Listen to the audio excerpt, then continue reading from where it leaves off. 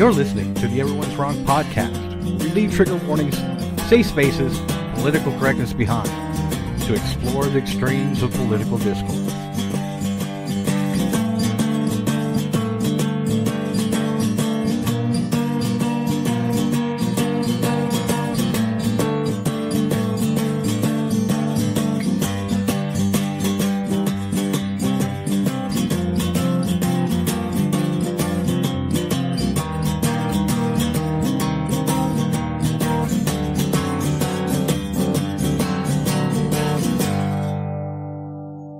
Hey, you fucks, this is Everyone's Wrong. I'm Dave, a.k.a. the Great White North.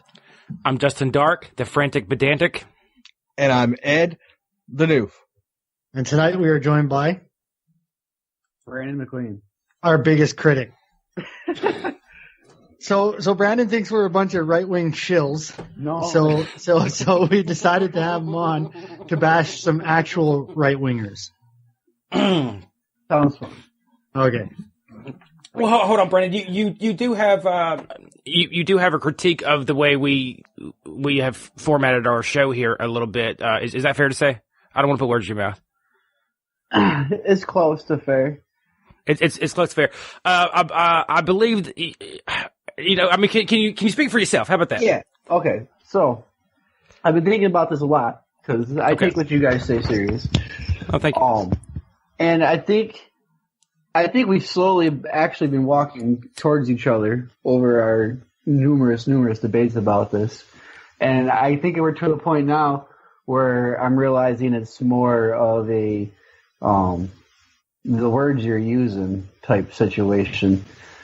A lot of the criticism of the left that you guys engage in, I do think is mostly fair, but I think to somebody who doesn't have a history of paying attention to politics and it's just not their thing, if they were to hear what you guys were saying without the full context, it would sound like you guys were fully on the right and just Democrats were the worst thing in the world.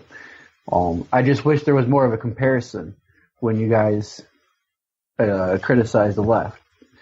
Yeah, but Brendan, we don't just criticize the American left. We criticize the left in general from worldwide. I mean, we've been cracking at that can for a little bit, but we've had two podcasts. So this is probably our third podcast between me and Dave and Dustin, and we have cracked on against the right for years.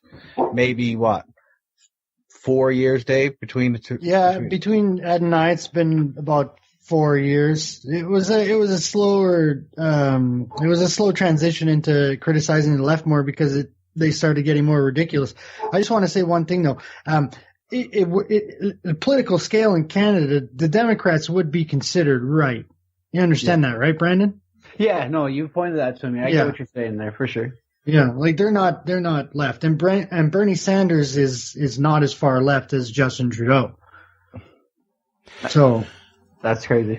Yeah. So, and I think another place where this misunderstanding comes from is, you definitely hear us criticize right-wing ideas, but you never hear us criticize the Republican Party, right? But you hear us criticize Democratic politicians and Democratic policies a lot. Is that fair? Yeah, no, I think that is fair. Oh, okay, I think I can explain this to you a little bit.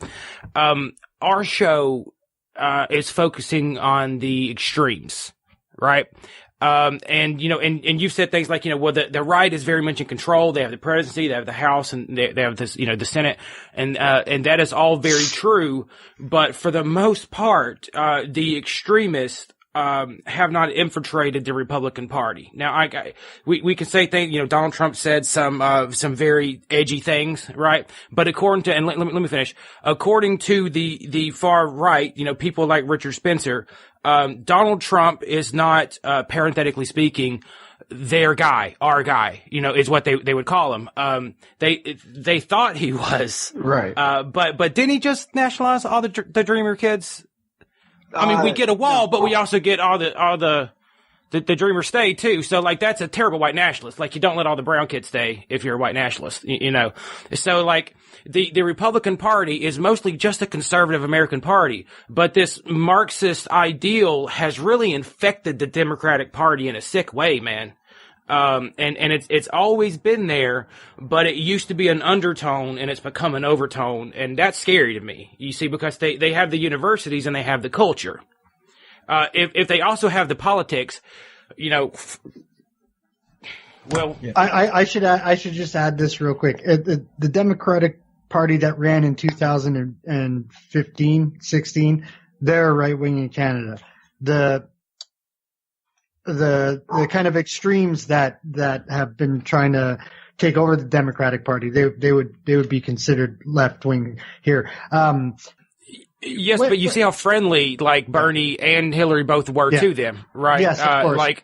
So Donald Trump might be able to dog whistle to the far right, but Hillary and Bernie could just say, no, I like those guys. I know that for me and Ed, when we used to call out Republicans by name, and when the primaries were going on, both parties were lying. Both candidates have liars in them, but Ed and I thought it was more important to single out the Republican Party candidates' lies than it was the Democratic Party lies, because we thought it was more important for you guys to have a Democrat in office above Republican, to the point where I invented a game called Whose Lie Is It? I would find like 5-6 Republican candidates that had told lies that week. It was very easy to do. And then I would say the lies, and then the co-host and the guest would have to guess which Republican's lie it was, right? So this is old stuff for us, right? Like we've already done the Republicans. We're going after the left because we're not supposed to be behaving like this. Well, like we're not supposed to be authoritarian, not supposed to be trampling on free speech, not supposed to be extremists, right? And I agree. And as a matter of fact, it's gotten to the point, you guys know that I love politics, and I'm involved even a little bit more than the average, person who listens to it and enjoys it. So I'm in a lot of Democratic Party groups, specifically for Michigan. We actually have a cannabis caucus in the Democratic Party in Michigan. I'm in that. I'm in the Young Dems caucus, and then there's the Revolution caucus, or a kind of insurgency Bernie Sanders supporters caucus. And everything you're talking about is starting to bubble to the surface inside the party itself. And I'm the one now being called a racist and the bigot and a sexist, because I won't just agree with them, and I won't just back off when they tell me you're not black, so you're not allowed to take the lead on this. Yeah, you're not welcome there anymore. No, I'm not. But what I'm doing is I'm making them expose themselves, because these are groups filled with people in the party. And I can feel it. What's going on is people don't want to back away from. They've, like, for example, the women, the gays, the blacks. That's probably a horrible way to say it, but whatever. You're like those goddamn minorities. The gays and the blacks. Yeah. Them women folks. Gotta keep them broads in mind. Their supporters really do feel like they've been oppressed so much that they're really, really afraid to criticize them and to go against them at all, because they don't want to go backwards on any movement they've gained and momentum they've gained. But no, you gotta stand up for truth as well, and that's what I'm out there doing.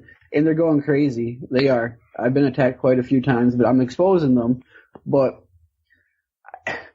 Here's the best example I have. Hold on, I have a question real quick while you're on it. Yeah. Do you ever worry that by exposing them, you're feeding into the hands of right-wing propagandists? Yes. I just want to throw that at you because you throw that at us. Like you have to understand that. That's what I'm saying to you guys. Right, but Brandon, you can't not stand up to them. But I do it in some kind of weird 4D chess game of not giving the other side ammo. The realization that you just came to, I've also recently come to, and that's why I pointed out earlier, it's more of an issue of semantics for me now. Okay, Ed has a question for you. Well, I'll tell you how involved we have been, especially me and Dave, and Dustin came in at the tail end of this, when we predicted this crazy left uprising in the United States. What, a year before it even really happened? Yeah, about that. Yeah. Dustin was there for that. Dustin was there. The tail end of that one, hey, Dustin? Yeah. Yes, no. I remember when the SJWs were like, what do you mean? No one's going to come for free speech. And I was like, no. Everything you're saying, principally speaking, is against free speech. And if you really believe what you say you believe, this is going to end in violence, right? And then, like, fast forward a year later, they're burning signs that say free speech and hitting people in the head with locks. And I was like, fuck, I saw that coming. Hang on, Brent. On our last podcast that we just did, Wayward Atheist, we did a 3-part series. So we predicted all of this. Like we did on political extremes. When we were doing an atheist podcast, we did a 3-part series on political extremes. We said, this is what's coming. We pointed out the right-wing nationalists, the white supremacists, the violent socialists, the anarchists, and then all the people that were like in between those things. Okay. This was 2 years ago now, almost, that we did this. This was just before all this shit just blew up. Not that we're like super fucking smart political guys. It's just like your like, I don't find your criticism has base because you don't know the history of the three of us and what we've actually done. So you're right in the fact that we do criticize the left. You're wrong in the fact that you say that we don't criticize the right. It's just wrong. This is the most concrete example, the most clear concrete example I think I can give. And it kind of segues off from Dustin bringing up freedom of speech. All right. I agree with Dustin or with you guys. I'm totally 100% strong supporter of freedom of speech. I don't support them at all. But the problem is the left are going around saying, if you speak in support of Nazism or far right-wingism, I guess, then you get at risk of being punched by us. You guys can bring up the locks, but that was definitely a pretty isolated incident, I'm pretty sure. No. But sure. But the punching was... The lock was one guy. Yeah. But there was bottles full of fireworks and shit. There was a lot of violence. There was a lot of violence. So the right wing have been beating up people for burning or stepping on flags for 30 years. And so my problem is the right wing was trying to put forward this narrative that the left were crazy and violent while they were the ones being civil, dressing in khakis and white shirts. No. See, the difference is, and you have to look back at it, for 40 years, the left has tried, was the party, or the left was the side of the political spectrum that said, no, we'll do it nonviolently. We will stand up for core principles. We will make sure that freedom of speech is absolute. The only thing that made the 1960s a worthwhile adventure was the fact that they stood up for core principles like the freedom of speech. Without that, none of the civil rights movement would have even moved forward. The reason why we pick out the left's aberration right now and because they've gone violent is because that, as Dave said before, this is not the way the left should be. When the left gets this way, it's a greased precipice into major violence.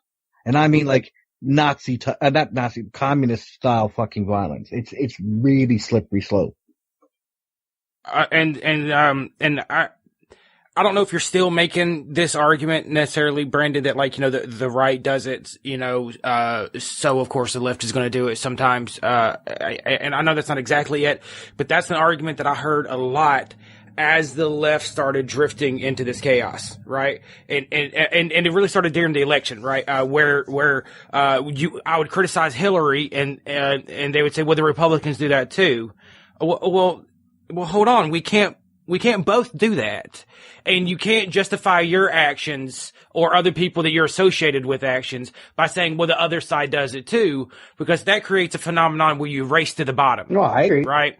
Well, we look, yeah, we're violent sometimes, but that's because they're violent, right? Well, yeah, we stab some people sometimes, and it ups and ups and ups and ups and ups until you're at fucking war, right?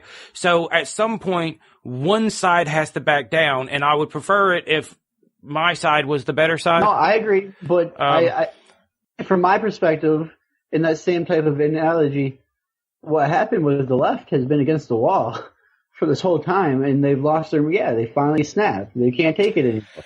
I don't think they've been against the wall. If anyone, and let's be very honest here, Brett, like culturally speaking, okay, the right has been railed since World War II. They've lost every battle. They've lost every fucking single battle to the point they're like, can my little boy and girl please piss with other little boys and girls, please?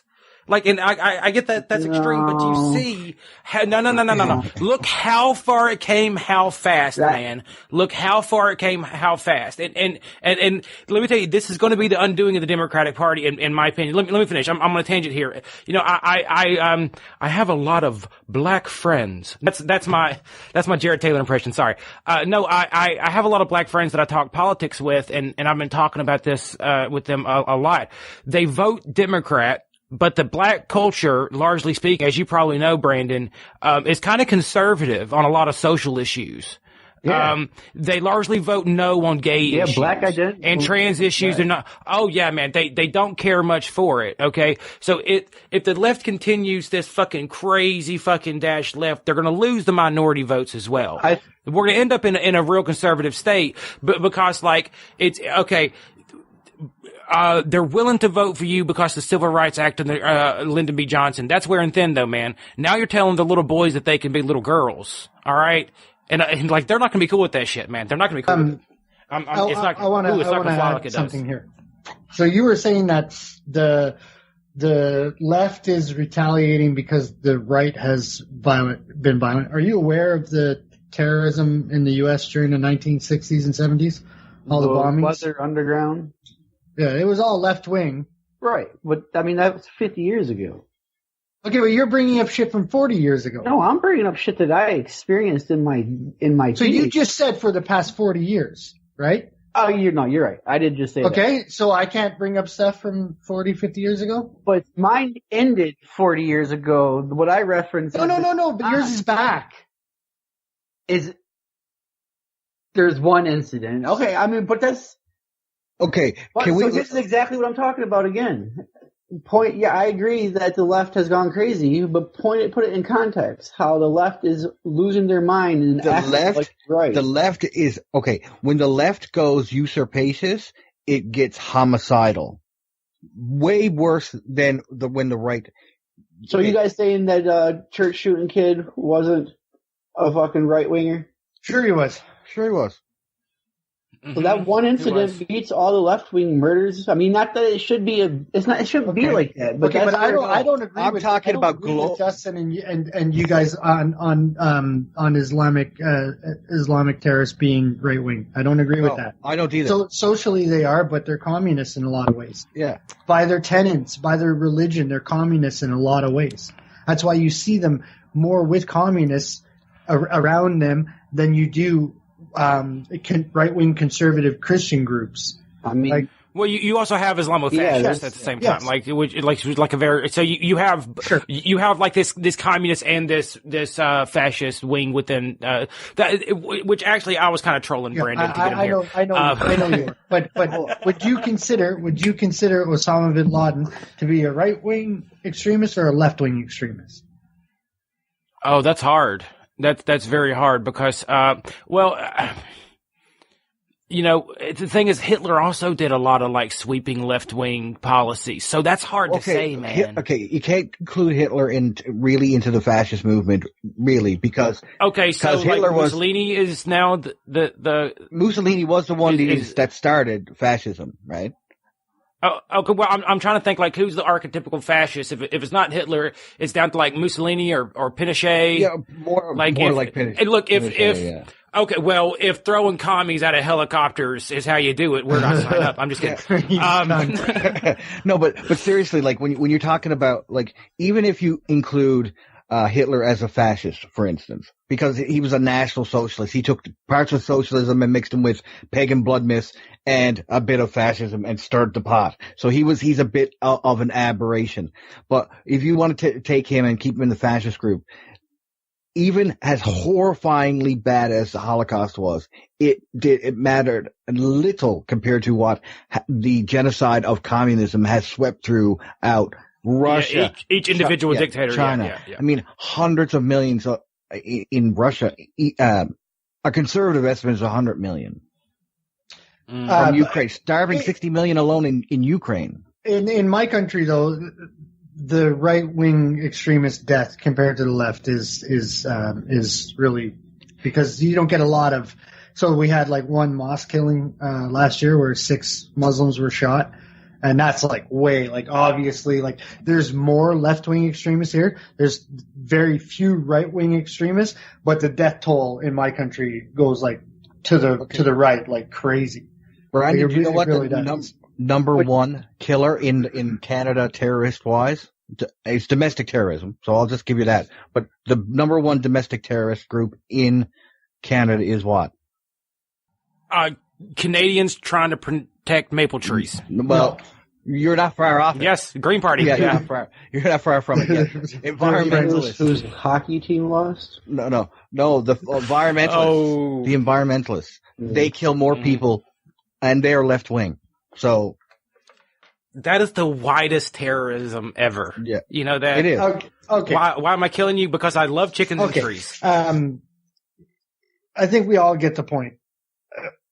You misunderstood. We misunderstood. Well, fucking bro hug or gay hug, whichever. I still think you guys are seeing it skewed. I think you guys. Yeah. Okay. Well, hold up. Well, everyone sees everything skewed. That's kind of the point of the show. I'll concede that to you. What The I'm reason saying, why like, you it's see it skewed skewed is because you see it only as a United States problem. Well, yeah. Yes. And yes. we think globally. Yes, I'm looking at this in American, if you look at Europe, United States politics. If you look at Europe, the only fear of the right wing is that the left wing is going to fuck it up so bad that it triggers a genocide. Like, that's what I'm scared of the right wing in Europe doing. Like, to be honest, Yeah, well, they're gonna screw the pooch so hard that it's just gonna be fucking like kebab removal. If I'm doing all the alt-right jokes right now, I'm sorry. Like it's Dustin's not wrong. The rise of the right started in Europe because the left got so fucking crazy and swept over here. Mm-hmm. Like, he's not wrong. He's not wrong when he says that. Both. See, that's another thing too. You guys focus on policy so much, and to me, policy is not as important because I don't think either extreme's side is going to make any real, inroads into policy. Policy's already been done in your country enough to erode I rights. focus on culture, actually.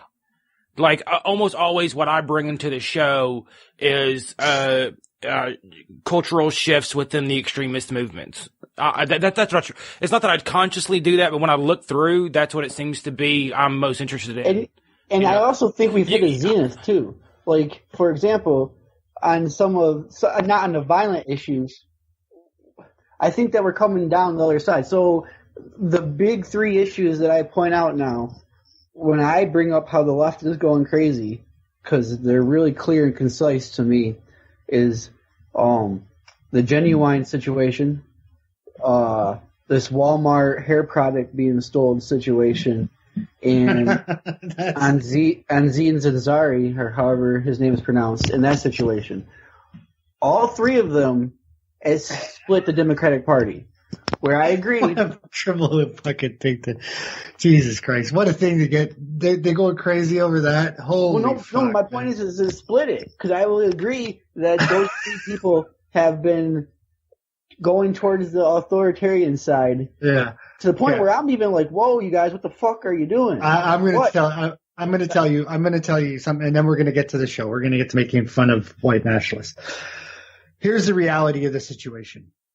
I work with a lot of just regular fucking guys, right? Because I'm a tradesman that aren't on the internet, that don't pay attention to politics. They look at the newspaper and they see fucking this fucking college professor says that fucking white guys should just shut the fuck up. And they don't see anything about jobs from the left. They don't see any of that. And then they see a headline, Trump opens up the country for business and fucking 200,000 jobs have now been, wages are up, business is booming. Who the fuck do you think they're going to vote for? Somebody that's telling them to shut the fuck up, or somebody that's creating jobs? And I agree with you there. That's what I'm in these. That's what I'm in these fucking groups. problem. That's what I'm in these groups telling these people is like, you guys are splitting everything. You guys are dividing it. And then they tell me, and they do attack me. But my point is I've seen resistance finally, where before they'd say everybody, all white guys need to shut the fuck up, and the whole Democratic Party would kind of just sit there and take it. Was these three issues I've seen blowback from, well, I guess the moderates and the Democratic Party. Like, I've seen some people who were gung-ho, Me Too, the strongest women supporters. I would have thought they were really far extreme on that side, and they took Ansari's side on that. Whether he's a creep or anything there, they're like, that wasn't illegal, this girl's just trying to embarrass him, that wasn't okay. And now they're being attacked by the extremists in the left, or in the party too. But my point is, so this is the beginning of the end. In my opinion, this is the beginning of the end. But it ended in the last election. That's the problem. Is now Trump is there because of this behavior. Right? Trump isn't there. Trump isn't there because the left was thinking straight and put a proper candidate forward and wasn't telling fucking white guys to shut the fuck up back then. Like, I'm telling you that average Joe doesn't know what cisgendered is, doesn't give a fuck what cisgendered is, doesn't care about trans issues. All he cares about is his paycheck big enough to keep a roof over his head and food on the table. And Trump offered that. Well, the right called him the left called them degenerates. All right. No, I agree. That's the problem. And that's what I tell them too. I'm in these groups. I'm like, we gotta strategize. And they're like, fuck your strategy. We want acknowledgement. Emotion. Well, then they're not going to get it. You're going to have Trump for another term, and that's it. That's what I tell them too. They lost me a year ago because I'm to the right of you, Brandon. Okay, they're losing you, man. I don't know if you know this. You're kind of pretty lefty, dude. That's how far they're going, man.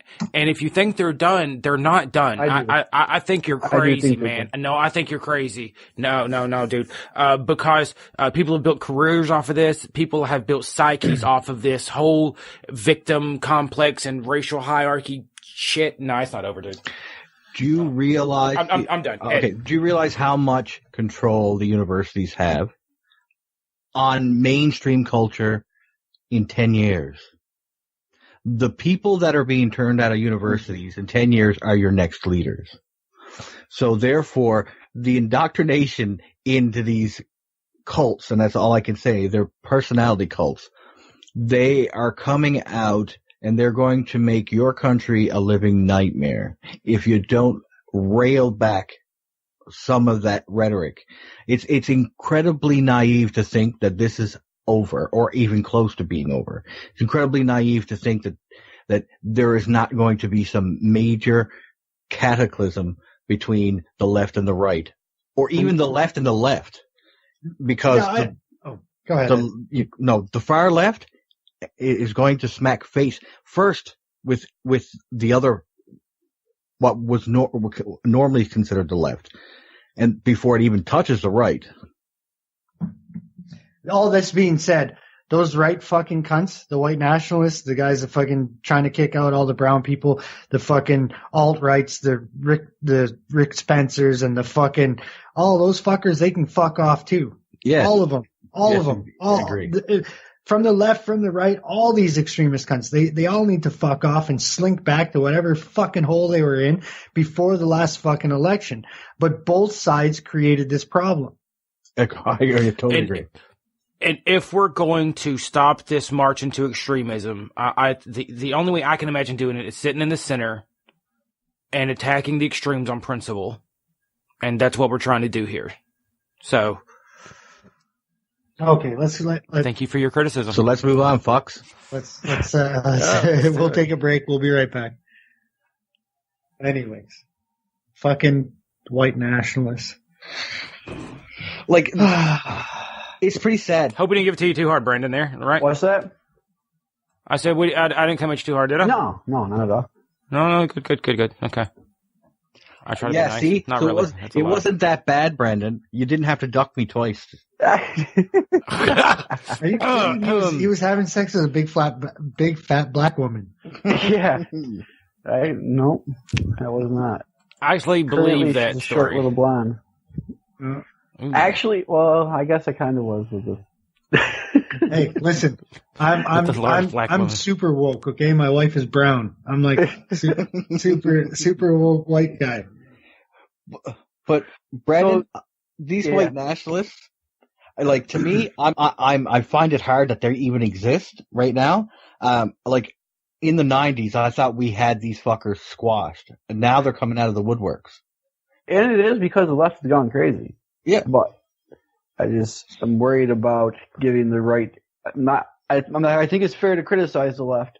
I just think there should be some obligation not to make it fall in line with the right's narrative. Not that you can't say the same. Not that you can't say the same thing as the right. But if the criticism is the criticism, that's it. But for example, the idea that the left is the violent party is fucking insane. No, they're both being violent. And it's not the left, it's the extreme left. I know. That's what I would. Okay, in America, because in France they're setting the police on fire. Yeah, that's the other thing too. Okay? I do. And Antifa headquarters were just burnt down. I mean, if you guys didn't catch that story. Antifa did what? And Antifa headquarters were just burnt down by a right-wing group in Europe. I didn't look too deep into it, but I saw the headline passing by. And they were dumb enough to hand that's Steven Crowder's fucking little lackey boy a knife and be like, "We have sawed-off shotguns." And okay, let's do the show here, though. What do you guys think?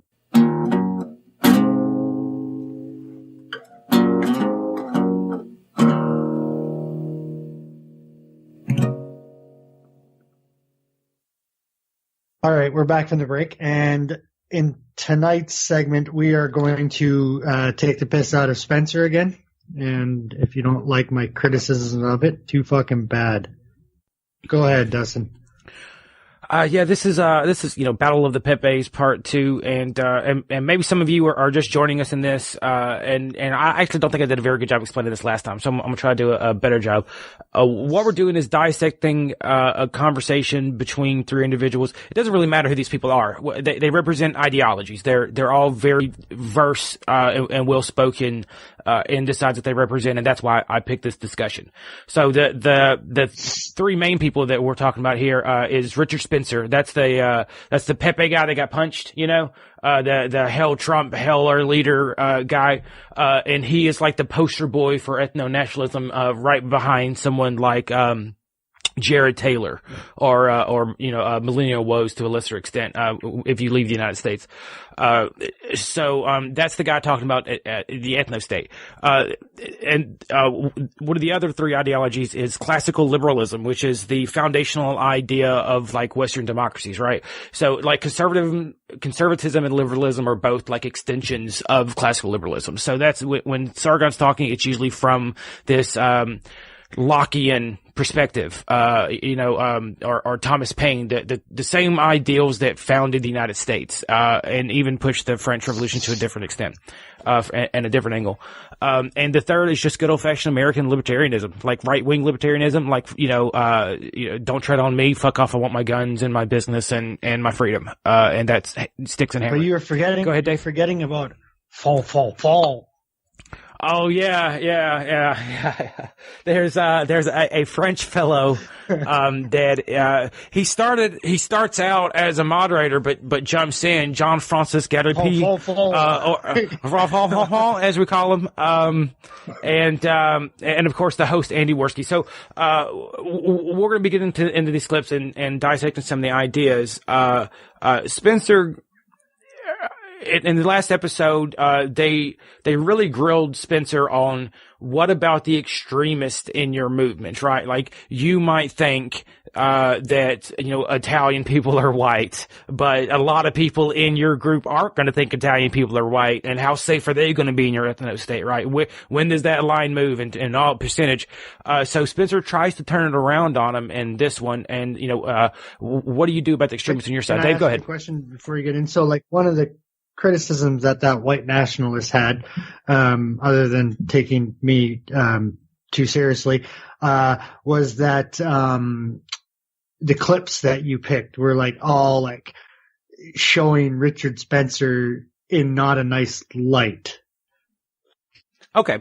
So I am editing a lot out of this conversation, right?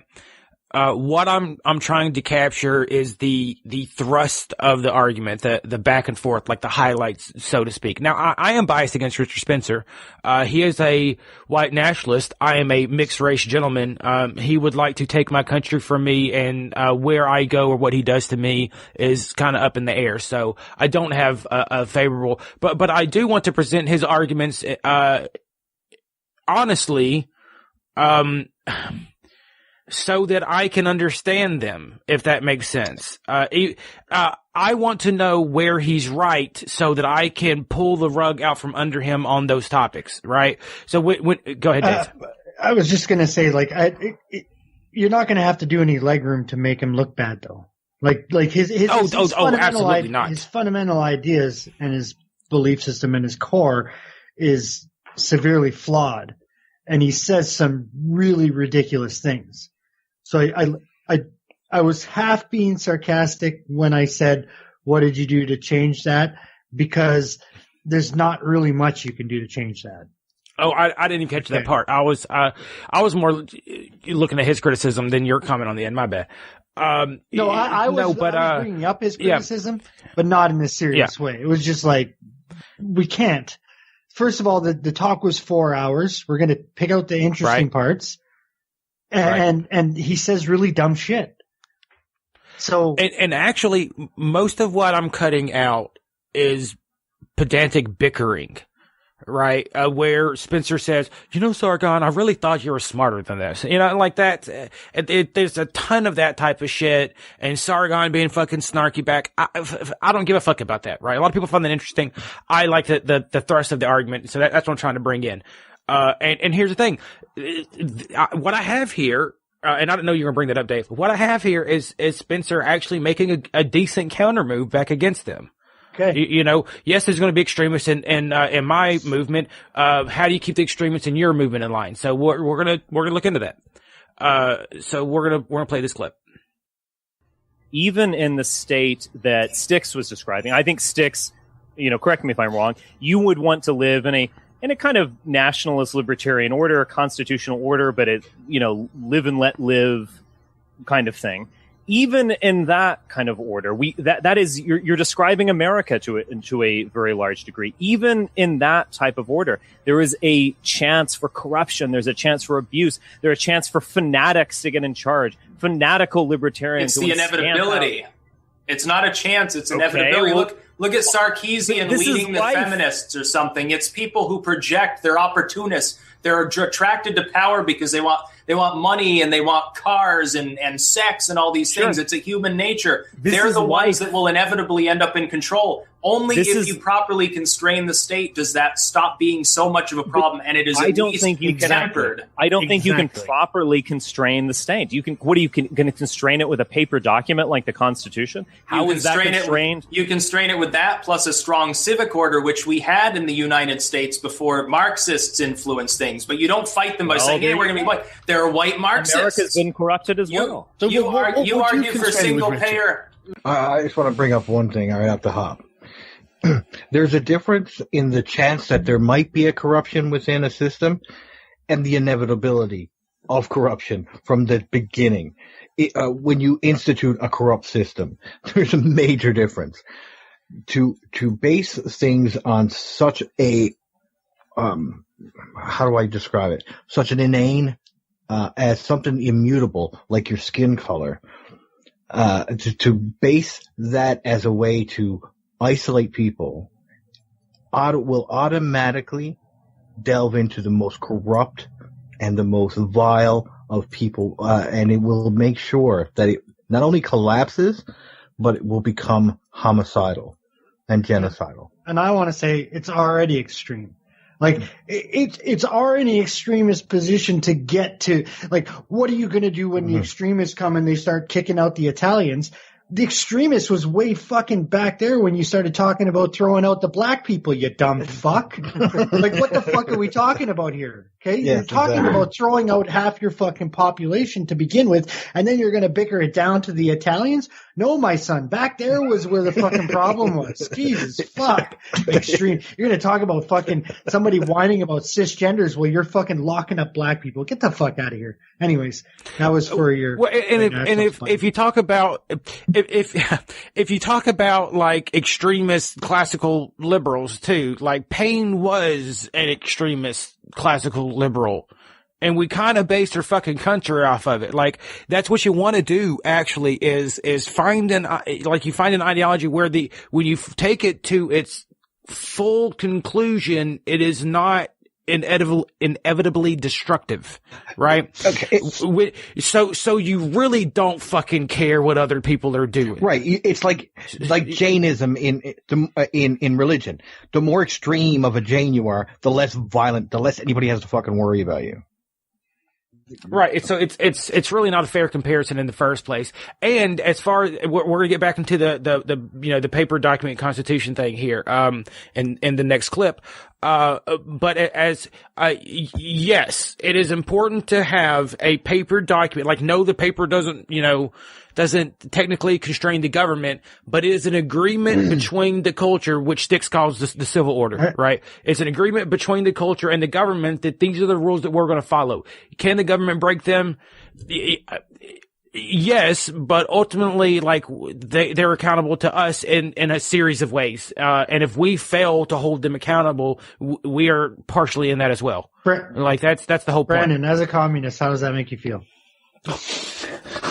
So, I want to make sure I'm clear here. What I took out of that is Spencer saying that you're always going to have some kind of corrupt people rise to the top. So you might as well put the people you want with full control in charge. Let me put the premise, like the backstory to it, and then you can have a full proper answer. So in the last episode, Sargon and the other gentleman, they brought up the fact that what happens when after you've kicked out all the brown people, all the Asian people, all the black people, you're left with the white people. And then there are people that are more extreme than you that are within your party, and they start narrowing it down to Italians, Black Irish, and they start throwing those people out. That was the criticism levied towards them. My criticism is it's extreme to fucking begin with, right? Right. So then he put the question back to them. What about the extremists in your group? Well, I would say the extremists I'll throw myself on that side. Because I'm a social libertarian, but I'm left-wing in other ways, right? So the extreme side right now, the are not even anywhere near what the extremists, because his is an extremist to begin with. You know what I mean? So Anyway, yeah, no worries. Well, my point would just be that. I've been talking about somewhat of the same thing, I think, recently, which is I kind of agree with Spencer that no matter what, whoever is in charge is going to become a little bit tyrannical. No. A tyrannical individual rising to power in your system is an inevitability. So you create a system that has several checks and balances for power. Like, this is the whole point of the United States and why we built our government like a bunch of autists. You know, it's hard to get anything done that way. No. But when you get Trump, he can't stop all the Muslims from showing up. Right. Right. So that's the whole point. So you definitely don't want to base a country on having tyrannical authoritarian powers in a particular state. Imagine the tyranny that comes forward off of a tyrannical system in the first place, right? Like, imagine the person that would be in control of Richard Spencer's America. Imagine that person. Right. And I'll tell you what, it's not going to be Richard Spencer. No. Like, he's the bitch among them. You know, it's not going to be fucking Jared Taylor either with, well, I just want everyone to be able to hang out with them, with their own kind. And, so, we need to move on the show though. So we're going to get into, to clip 2. What would you constrain it with? I really want to know. Would you constrain it with men in jack boots with guns? How would you constrain it? And you argue for things like single payer. Other than the Constitution, which is what every state has had since the dawn of time. Go on. Would it constrain what? You were literally just saying that you can't constrain government power with a piece of paper. You were mocking the idea. Okay, how do you do it? Government power is constrained by, as Styx said, a strong civic order and people who want to push back against government power. It's ultimately not constrained by the law. The law is an articulation of state power. The law does not constrain the state. So yes, it's basically a civic order of a sense of uprightness and... The law does not constrain the state. Did you just say no, that? No. Yes, I did. No. The whole beauty of the American Constitution is simple, is that it was there to ensure the rights of the people, not the government. The government was secondary to the Constitution. The Constitution is for all the American people. It is to restrain government, period. That's why each of those amendments were put there, and they were very hard to get them when they got into the amendments, because to amend the Constitution, the framework, it has to be difficult. It has to be not governmental, a government that has to do it. It has to be the whole entire body of the government who are representatives of the people. The people vote them in, and the reason why you hold elections so frequently is because they have to go back to the people to get their charge. That is the whole point, is that there are so many layers to your government that are supposed to be for the people. They are the checks and balances. Without the Constitution, that piece of paper that Richard Spencer says, there is no checks and balances for the government unless you're using force. Right. Well, and let's keep in mind that Spencer is saying that it's important to have a civic order within your country that is there to push back against the government and keep authoritarian action in check. Right. Which is ironic because he wants to form his country by kicking out the citizens by authoritarian action through the government. What are the three three things that make up the American government? You have your president, president. So presidential office, yeah. So you have the legislative, executive, and judicial. And the judicial. Yes. So those three things work not against each other, but those three things are your checks and balances.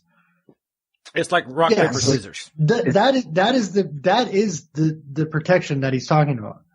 That is so that they can't just all go fucking crazy at once. In the context of the times, it's important to throw in there, I think, that it's been an American tradition to consider the media the fourth branch of government. Estate. Well, and I would consider the universities the fifth estate. Well, I think I had an epiphany recently that the power the universities has become a spectrum between churches, religions, and universities. That power used to be fully controlled by religion, 500 years ago, 700 years ago, and then universities started becoming the counter power balance to whatever that sphere of power is. Holder of the knowledge, keeper of the word. Right. Okay, jump back in. It's constrained so long as that legal architecture is supported by the people within that civic state. Okay. Wow, you're thinking thoughts that you've never thought before. The law is an articulation of power. It's an articulation of the state. It does not constrain the state. Yes. I believe that, so do many other legal theorists you've never read. The functions of the various institutions of the states to uphold their own rules, laws, and... Right, and that's what Sargon was getting to, the same thing we're talking about. The function of the state is to keep these checks and balances in order, right? So if one becomes corrupt, the other two stop it. Yeah, I mean, he honestly doesn't think that the way that Richard Spencer is talking is that this Constitution is to place power into the hands of the state over the people. No, the Constitution is the exact opposite. It is put in place to keep the state in check by the people. That's why it says, we the people. Well, when you said state the first time in that paragraph, did you mean the government or did you mean the state governments? No, I mean state means nation. Okay, because I've heard, and I think usually from conservative, the argument that the Constitution puts the power in state governments over the people, over local government. Oh, no, we're talking about state as in the government in general, right? Like in the classical confusion sense. In the, Okay, hold up. Originally, you're right in some ways, Brandon. The conservatives are right in some ways because in the initial Constitution, the first were 13 independent states. They were considered unique countries of their own when they first formed under the Declaration of Independence. So that's when they declared they were independent countries. They saw themselves as sovereign states from Great Britain. So, but when you became the United States, you became a full country. So that some of the power was taken away for the state itself. I really like how he's pretending he's the only guy that's ever read a book. Yeah. What's funny is I think it makes it in one of the clips. But Sargon goes, are you familiar with the tyranny of the majority? And Spencer's answer is, yes, I'm familiar with that phrase. Like, okay, so no. So no. Yeah, John Stewart. Right. So we're gonna get into clip 3 here, and Spencer's gonna tell us about going to the moon. God, he fucking loves that we went to the moon. I just don't understand. You're relegating the civic structure, the fiscal structure, everything to the back burner in favor of the racial argument. That's all well and good and fine, but the thing is that having that racial homogeneity doesn't make things magically. I want to stop there real quick, and I know we got like fucking 3 seconds into this, right? But I want to stop. So we've talked a lot about how the way communism starves people is that you remove very competent people from their roles for arbitrary reasons, and it collapses the competence of your society to function, right? Communism does it does this particularly harshly, because it goes for the people that succeeded, right? But any arbitrary grab, of people is going to cripple a lot of your industries, like how many people are you going to kick out that was really doing a bang up job because they're not fucking white enough for you? So they really are setting everything on the back burner for fucking whiteness. Your produce industry is fucked. Like, you ain't getting no vegetables. Like, vegetables? Huh? Taking that same argument in a different direction, though, if you use that rhetoric, if you let that rhetoric slide, then it can be used to stop regime change. And so some regime change sometimes is good. Like, it's trying to happen in the Democratic Party in the state of Michigan right now. There is a major battle going on. And one of the arguments that they keep on using is that we shouldn't be allowed to take these people who are competent out of the position. Which no, Dustin's talking about it on a mass scale. Okay. What I'm talking about, Brandon, is so what they're saying is we're going to kick all the non-white people out of the country, right? Bare minimum, we're going to form a country off of that, okay? So what I'm saying is there's going to be a lot of people getting kicked out of the country that are very competent in their jobs, and they're not getting kicked out for any reason besides they're not white, you okay? connect this to socialism or communism, didn't you? I connected this in communism in that is the way in which communism, makes itself inept, right? Is that, okay, so naturally speaking, if you're good at something, you excel in it and you rise to the top, and that's called success, right? And we measure success in money, but there's many ways, right? So communism, Marxism is a critique that guy stole it from you, right? And that's why people call the whole, that's why people use the phrase cultural Marxism in the way they do, right? Like, why isn't the black community doing better? Because the white man stole it from you, right? Why isn't Africa doing better? Because the European stole it from them, right? Like, that's always the answer. And it's the same thing going on, right? Okay. So since that's the basis, like success is created through tyranny, I think is a really basic way. Am I wrong here, Ed? You've read a lot more works than I do. No, it's an interpretation. Yes, mostly you're not wrong. No.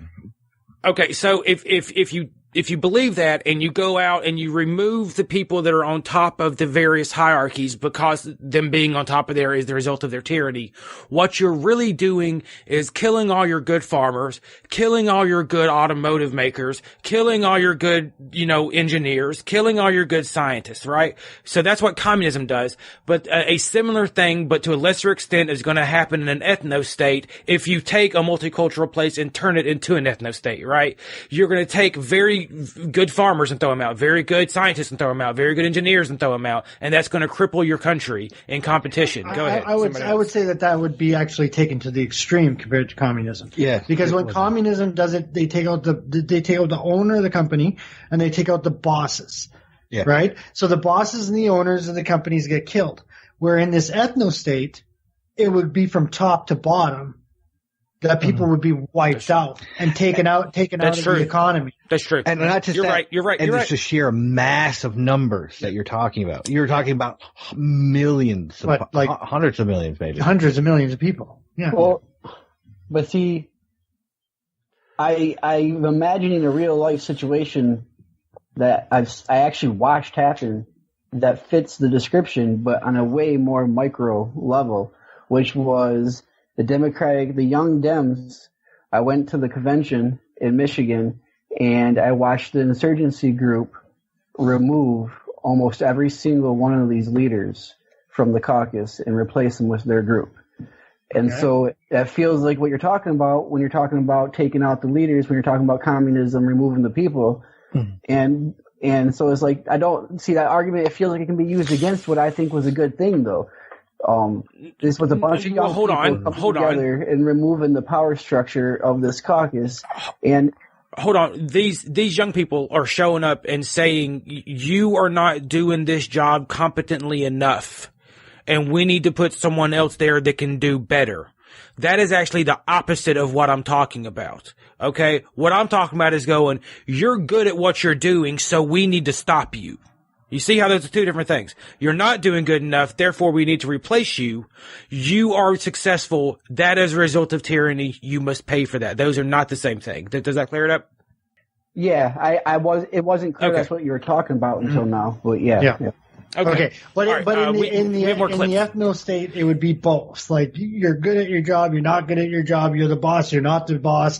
Like, they would just be thrown out. It would crush the economy. Like, absolutely, it would crush. And nobody would deal with them. Like you think you have problems with your trading partners now? Holy fuck. Yeah, not just that. They would have very limited means to manufacture because there'd be fucking nobody left. Anyway, go ahead. Right. Third of the country gone. That's that. More than that. Go ahead. Much more. Okay. Better. It doesn't make things all rainbows anyway. How are you going to convince people, therefore, the average person? And this is just an honest question. No moral entanglement at all. How do you convince people then that that's something that they would want to pledge themselves to at the hazard of a possible civil war, literally collapse of their entire culture? Okay, there's a lot here, but let me try to pick up some of these pieces.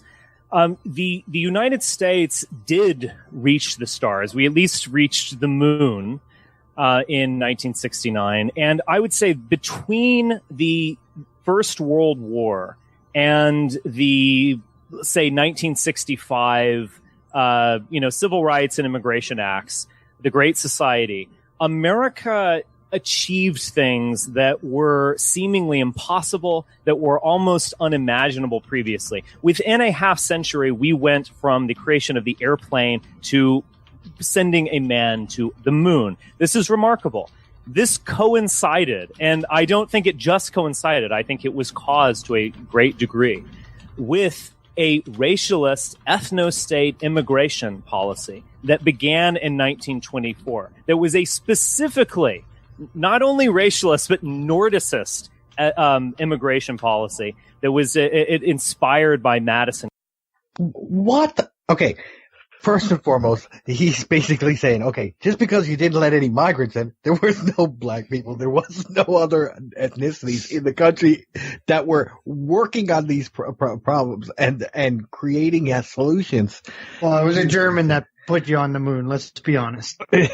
I mean, like, really, people? Like, there wasn't vast, like, I don't even know if he considers Jews white at this point. And I mean, they wouldn't have had the atomic bomb. They wouldn't have had the major, your country would have not accomplished jack without all the people that were in the country. White, Jew, I don't even know if that, and African American, Mexican American, because you need people that help pick your fruit so that you can, and vegetables so that you can eat to produce the things that you need to. He's taking a very myopic introspective into this. Anyway. Okay.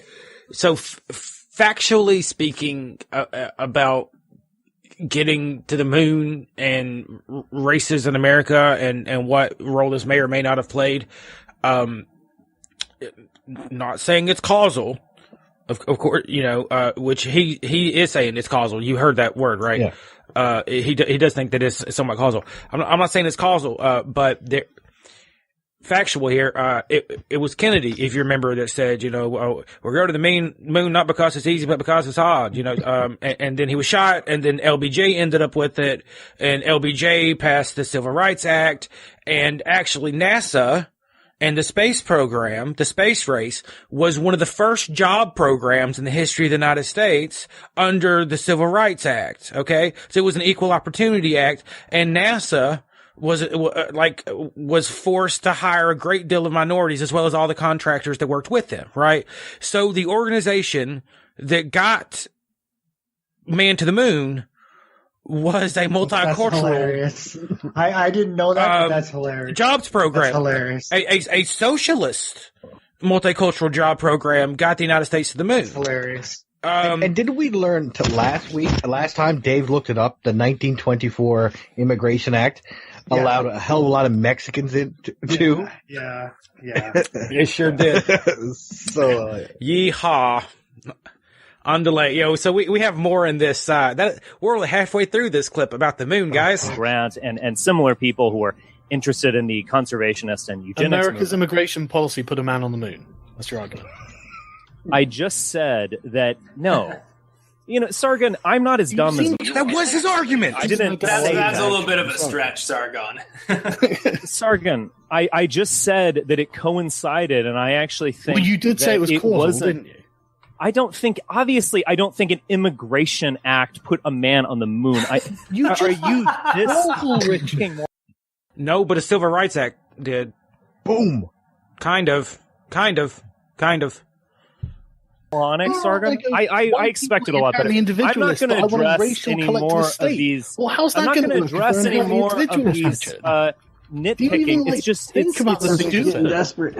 You think about the internal consistency of your own work. So why didn't Ghana reach the stars, Sargon? Why didn't Liberia reach the stars? Why after? They had a liberal I guess it was because they were black, Richard. I guess it was just because they were black. They didn't have enough Nazi scientists. Really? Yeah, right.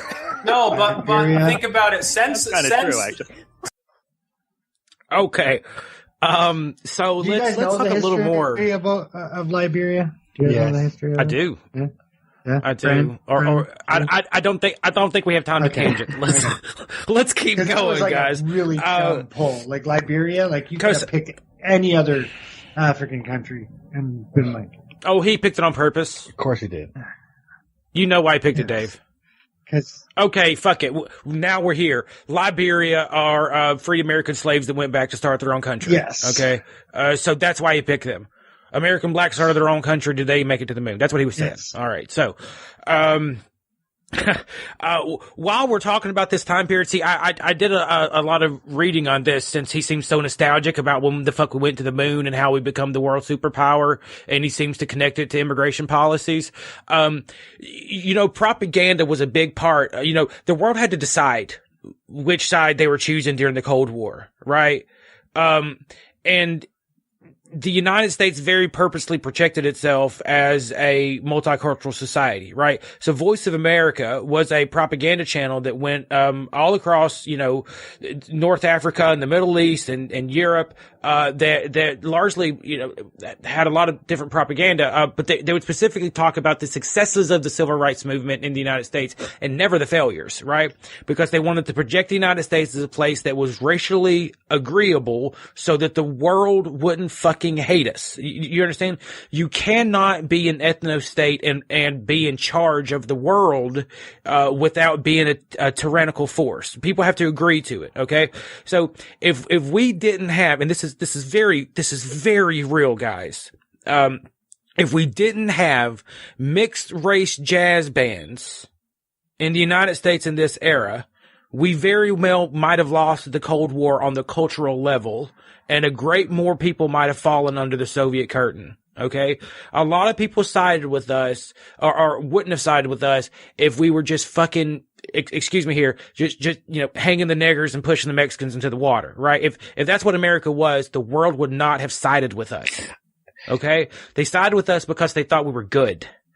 Yeah, I mean, especially after you had great men like Martin Luther King Jr. that went around the world saying, "Look at America; it's not doing good." And when it passes the Civil Rights Act, America becomes lifted. Its profile gets lifted that much more. You know what I mean? In the world. Hey, well, it was brown people that were our actual, like, our first eyes. If Russia came across the strait, that told us, it's a quick tangent.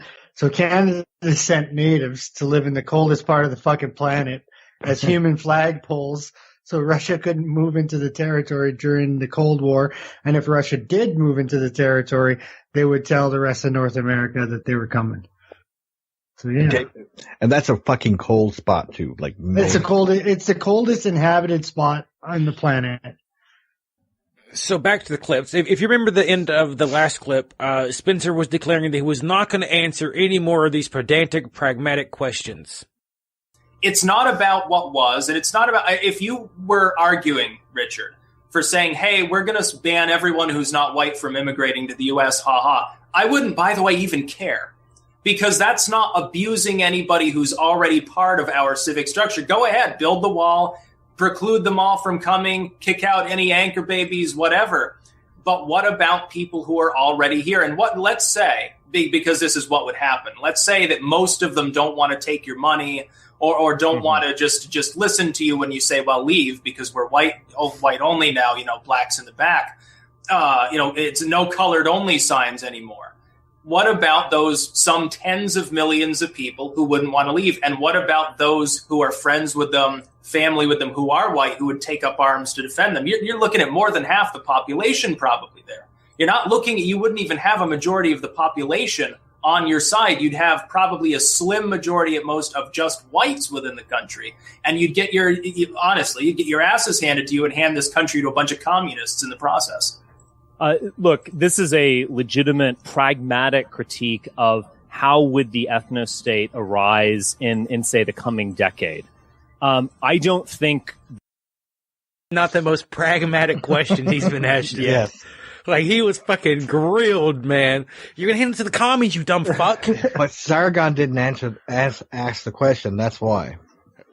Right. It was Styx. And if you listen to the whole 4-hour conversation, he does play this game where he'll have an honest conversation with Styx, but he won't with Sargon, because he sees Sargon as his true opponent, because he's actually, in a weird way, the leader of a cultural movement right now that opposes them on their platform, which is internet culture. That's where the alt-right is steadfast. Hold up a second before you play the clip. Wasn't the reason why Sargon kicked off Twitter because he sent the alt-right gay porn? Is that... That is why. Yeah, okay. Yeah, he sent the alt-right a bunch of gay porn, gay interracial porn. And that got him banned from Twitter, which I think might make him God, I'm not sure. And Jenny, yes, I know he said some mean things. Okay. That this is going to happen. The United States is sovereign at this point. We haven't seen this massive paradigm shift. I would just add this into the mix, though. When white people are allowed to vote with their feet, they ultimately want to be in what are approximations of white society. Martin Luther King complained about the fact that 11 a.m. on Sunday is the most segregated hour of the week. The fact is, white people are inherently attracted to themselves, to that kind of lifestyle that only we can bring. I would say the entire world is, actually. I would agree with most people. The refugee crisis is flowing in one direction. It is flowing into Berlin and Munich, and it is not flowing into Ghana. That's only because we're idiots, though, to be fair. This is not going to be a subject we're in opposition on, the migrant crisis. But they're not flowing to the East because they're not going to get free money from the East. It's not because we're white. So on a slight tangent there, how do you guys feel about the very end argument that Spencer's making there, that and it's largely true that when any group is given the option, they do largely tend to prefer to live in communities that are majority of their own kind, right? Whether they're black, white, but Indian, or whatever. Go ahead. Always determined by skin color. Okay. Fully agreed. Okay, but largely speaking, most white people always determined by kin. Sometimes people be with their friends and their family. Absolutely. Okay, so you know what white flight is? Yes. Oh, okay. And here's the thing: if someone immigrates here from India and lives in America for a while, a lot of times they end up retiring to a community for Indians. I mean, from the country India, right? Dot's not feather. So is that weird? No. I don't think that's weird. Okay. No. So there is this phenomenon, and I think it's a certain hangover from segregation South, where. Hey, hang on. Let me jump in on that for a second, Dustin. Let me jump in on that. Go ahead. I think where you've kind of gone astray here is that, it's not like all brown people are segregating together. It's a cultural thing, right? Yeah. So the Indians are grouping together because they have a cultural thing. You wouldn't see Pakistanis and Indians grouping together, even though they're racially the same person. They hate each other, right? You know what I mean? So yes. that grouping is a cultural thing. Right. No, I agree right in the beginning that it's not just about race. Okay. It's about one ONS group, but people do identify with their race among many other things. And largely speaking, there are cultures that are shared among, generally white people and what, Ed? But that is because of there's really strong evolutionary reasons why we want to be with our own quote unquote tribe. And that is, yes. And so, I mean, it doesn't, I think Dave is correct. It's more cultural and right. with a basis in our biology. It has nothing to do with. So does the government have a right to step in and stop that process is what I'm asking. No. Oh, okay then. And they do to, and I think another thing that, and what I'm trying to do is take wind out of their sails, so to speak, right? Mm-hmm. So when I feel like they have an argument that they make, that has some merit that some reasonable person might find attractive. I wonder, can I make some kind of compromise with that so that the only person talking about it isn't the crazy guy that wants to throw out all the brown people, right? So like when they talk about, like the rise and acceptance of white hate, right? I actually want to talk about that myself as well, so that the only people talking about it aren't the alt-right, right? And this is another one too. Like, I do think that, I'm open to change on this, certainly. I'm personally at the point where I feel like I believe in the right of free association, right? Where the government shouldn't step in and say, this community needs more fucking black people, or this school needs more black people, or this whatever needs more whatever, right? If people cluster themselves in that way, that seems like freedom to me. Like you should stop someone from being in your neighborhood because he's black. But if you want to fucking live in, the government shouldn't create Section 8 housing and move in black people there, because the area is too white. No, I guess the hope. I'm not saying that. The hope would be that in Canada or in the U.S., since we are like immigrant countries, Like, forget like the stuff that happened with the indigenous people. Moving forward, after that, we are immigrant countries. The hope would be that we would gain our own culture, and you would consider yourself, no matter what color you were, to be American, and our morals, our ethics, our hopes, and our dreams would all kind of be the same. So that if you had a bunch of Americans that moved to France, and you were going to have a neighborhood that was Americans, the Americans in that neighborhood would be of Indian descent, African descent, Chinese descent, European descent, but that they would have the common core that they're American. Yes. That would be the hope. No, I'm absolutely fine with that, and that is my hope as well. And I think that's what the American dream and the American project largely is about. That you can base a country, and that's why I'm for a civic. Not that I'm a nationalist, but that's why I'm for the structure of civic nationalism. Don't confuse me, people. What I was saying, ethno-nationalism. What I was saying, Dustin, is like my hope would be that in the future, that you wouldn't need to have groupings of Indians in certain neighborhoods in the United States. That the United States would be the neighborhood. Yeah. Yes.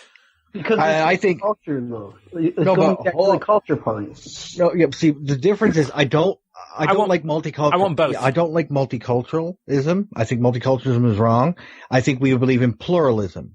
Pluralism means everybody has a unique culture when everybody comes from Canada was seen as a multicultural country. The United States is considered the great melting pot. It means no matter where you come from the world, you will blend into a common culture known as the American culture. That was what was supposed to be fragmented. So you believe in a pluralism of cultures, meaning the best of every culture that came would combine to make America better, right? Whereas multiculturalism means that you can be isolated with your own culture and keep your own culture from a past continent and never intermingle with any other people if you don't want to. That fractionalizes a community. I mean, not just a small community. I mean, the entire country. It factionalizes it into this group against this group against this group, and they never intermix. They never need to talk to each other. And by doing that, you fracture the entire civic structure. And you're seeing that in many ways in Europe, especially in Britain. You're seeing major cultural clashes, and you're seeing the breakdown of multiculturalism on a major scale. And I think what we need more is the melting pot model, where you doesn't matter where you come from. When you get into America and become an American citizen, you are American. You may take the best of the culture that you came with and mix it into the pot. But you're not isolated to that. You're American, and I agree with that, but I also don't mind having a few Chinatowns, I'd like both. Well, because what if that is makes America? Sense. That's such a hard. What is America? Okay. Actually, that's what I was talking about earlier, and we really need to get back into the clips. No. America is a civil. Breaking news. Okay. A senior member of Prime Minister Justin Trudeau's team has resigned from his position following allegations of improper conduct. HuffPost Canada has learned Jean-Claude Fonfon served as Trudeau's deputy director of operations and was. Oh my God, the very guy from the podcast. No, I'm just kidding. All the French people are and was one of a handful of key players responsible for the Liberals' big 2015 win in Quebec. He was placed on leave, after offers learned. Inappropriate behavior against women. There you Okay, so Brandon, we are, of course you can be born into America and that makes you, American, but the actual basis of the country outside of that is a civic nationalist structure and it's based off of an idea. And largely speaking, those are the classic liberal Enlightenment ideas that are in the Constitution, right? So to be an American, you either need to be born here or you need to, move here through an immigration process. And in my opinion, support the principles of America, which is individual freedom and separation of church and state. Though we don't get that, okay. and the various. I mean, when you try to describe a culture by calling it American culture, or this culture that should be pervasive over the whole country, it makes me hesitant because Jeff Sessions would say it's not American to smoke weed. No, okay. No. You're not understanding. You're not understanding the point. The point would be like that you wouldn't have people separated based on their cultures that from the countries that they past lived in, that everybody would mix their cultures together and you would have an American culture based on that, not Jeff Sessions' idea. Yeah, no. But I'm just pointing out an individual example of where that. No, because there's a problem with that. Okay, sure. When a new citizen takes his oath to the country, what does it say? I actually don't know. Wow, Google it real quick. Ed didn't know either. He was asking the American. No, I do. I have an idea. I can't quote it word for word. Okay. Well, first you hold your two fingers and you say that Boy Scouts are always prepared. No. Do you say that I swear by the moon and the stars in the skies? No, I'll be there. Like I hereby declare on oath that I absolutely and entirely renounce and abjure all allegiances and fidelity to any foreign prince, potentate, state, or sovereignty of whom or which I have herefore been a subject or citizen, that I will support and defend the Constitution and laws of the United States of America against, it keeps going. Just against foreign and domestic. All threats, foreign and domestic. Probably, yeah. That's funny. No, Ed, and let me tell you why I don't know the oath. No, because words don't mean a lot to me. Hang on. That I will bear truth, faith, and allegiance to the same.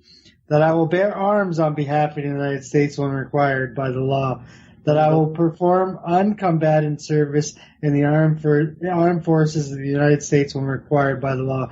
That I will perform work of national importance under civilian direction when required to by law. And that I will take this obligation freely without any mental reservation or purpose of evasion. So help me God. You don't have to say "so help me God" though in my context. But anyway, I guess what I'm saying is I can see how people can. I feel like a person could come from another culture, pretty much completely retain their whole culture that they bring it with them, but still hold up this oath. No, they can't. It just asked you to renounce everything to your new country of origin. You give up all of that past. It says all allegiance and fidelity. It doesn't say right. that you have fealty. To give up that means fealty.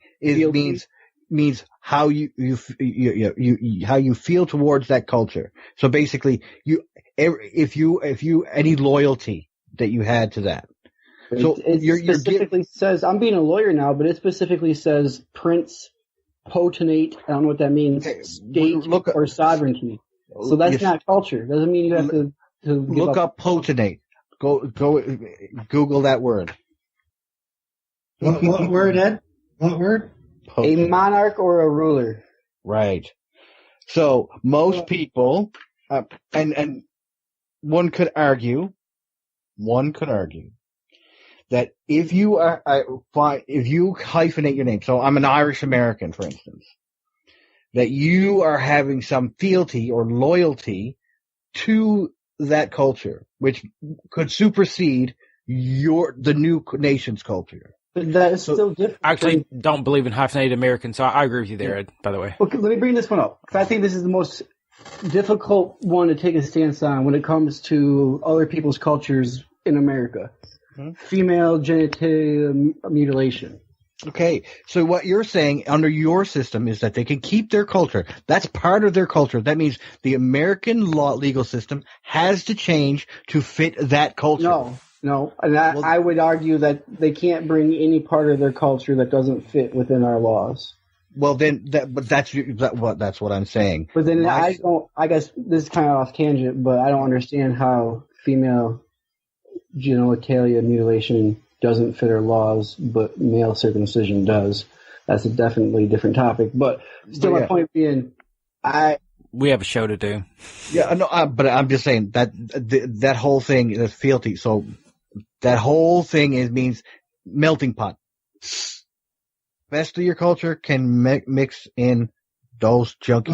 Who gets to decide? Who gets to decide which parts of culture are good? Like, is the full fucking burqa hijab, is that cool in your culture, or no? And it means it should be again what's in the Constitution. Anyway, what's in the dominant culture. Anyways, we're like way off the show here. Yeah, people are like, "What the fuck? Get back to the fucking Spencer. I want to hear more." We're about to start clip 5 of 10, guys. Oh shit! This is going to be a 2-part thing, by the way. I'm going to shut up and I'm going to go and go for a walk. This is part 2. It's a 3-part. A questioning here on the concept that Stick has introduced, and that I think it also corresponds to Sargon's horseshoe theory. So it seems that it's not my horseshoe theory. This is something that is ascribed to me all the time. It's you guys saying it because you don't understand what I'm saying, because you guys never seem to want to talk about your first principles. I'll gladly refute horseshoe theory while holding up part of its main principles. Okay, guys. By the way. It's as you move to the extreme left and right, you actually get closer together like a horseshoe. And what they're actually, it's an illusion caused by the shared authoritarian values of the extreme left and the extreme right. You know, Nothing. What? What was that? I said I know nothing about the horseshoe. Okay. I thought you liked the horseshoe. I do like it. You don't. Yeah. No. I do. No, I'm more fond of the compass. If anything, I think the compass is maybe a tad too shallow, but we don't have time for that.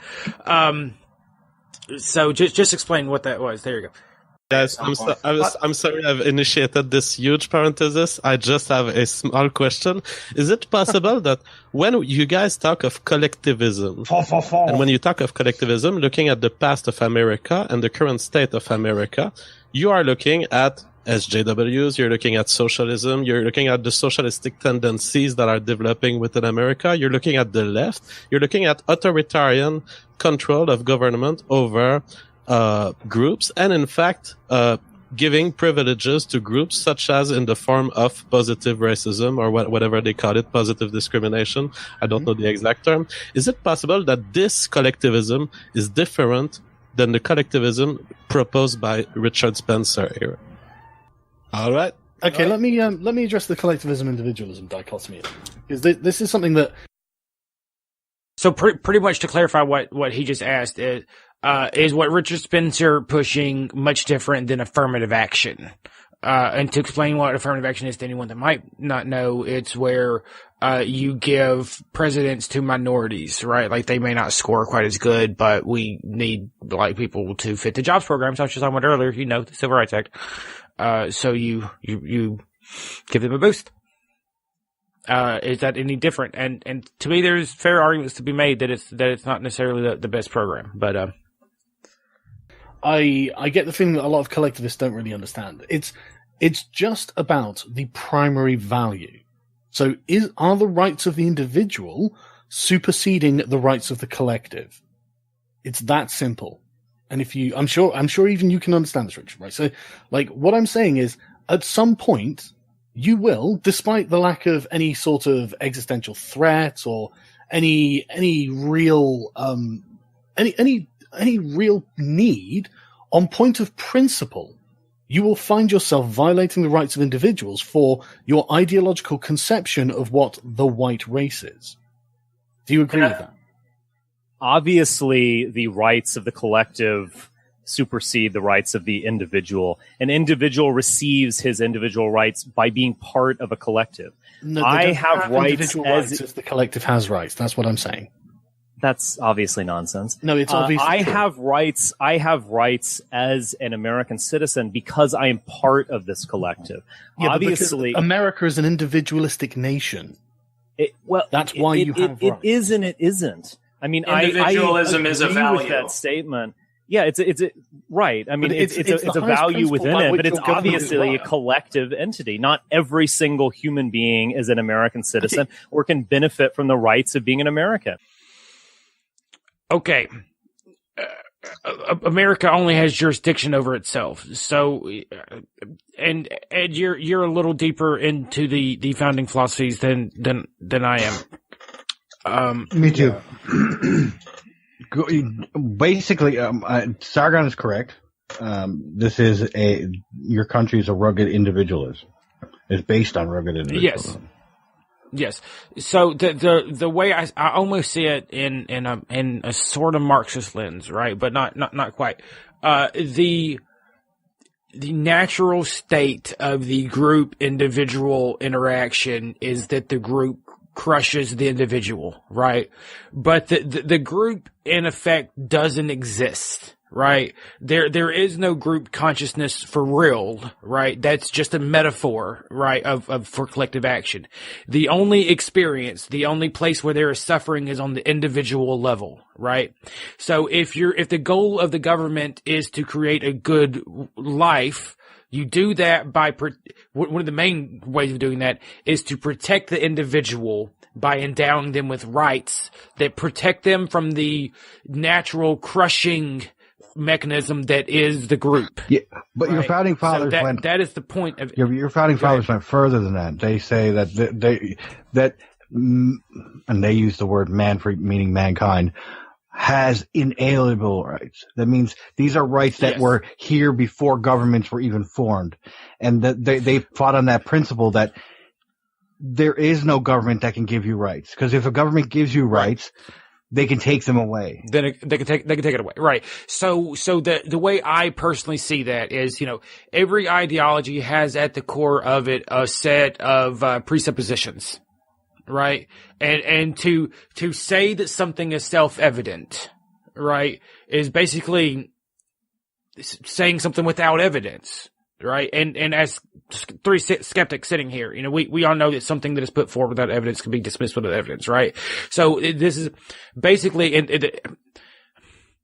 the reason it's written into the document is that it is a presupposition that it all rests on, right? Like, if you pull this out from under it, the entire thing falls. So we all have to agree on this. Yeah. And they can't, and you have to make some kind of claim to power, and they can't claim it to the crown or anything like that. So they claim it to God, because that is the ultimate power, or which could be seen as just nature itself, right? Right, because in the Declaration of Independence it says nature and nature's God. So it was playing both sides of the fence, because there was people within, the Thomas Paine camp and the Thomas Jefferson camp that were at most deists. Some could say atheists, but anyway, it was playing both sides of the fence. But they had to ground it in something philosophically. So they said these were based in your creator. These were rights that came to you when you were born. If that makes sense. So philosophically, that was grounded. Yes, sir. Okay. You want to move into the next clip, gentlemen? Yeah, let's do it. I just have a quick yes or no question for you, Richard, and then I've got to extrapolate a small bit from that. Do you believe that it's important to create a state that ultimately is stable and prosperous?